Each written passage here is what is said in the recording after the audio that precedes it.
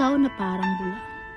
Tula-tula, ako'y sumulat ng tula tungkol sa ating dalawa.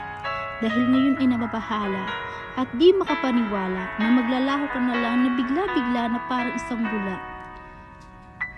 Kaya ako ngayon ay natutulala at di pa rin makapag-isip ng tama. Gulong-gulo na ang aking isipan, halos araw-araw ka nakapanaginipan. Di ko alam kung may bago ka na bang katipan o gusto mo lamang akong pagtripan. Ano na? Saan ka na? Aasa pa ba ako hindi na? Babalik ka pa kaya? Ilang taon na ba ang lumipas? Ano, babalik ka pa ba? Ikaw na parang bula, unti-unting nawawala, pero sa isip at puso ko di ka nabubura. May pag-asa pa kaya na muli tayong magkitang dalawa o tuluyan ka nang mawawala? Pipilitin ko na lang sa puso't isip ko ika'y mabura. Ikaw na parang bula, unti-unting nawawala, palalayain na kita. Hindi na ako asang babalik ka pa.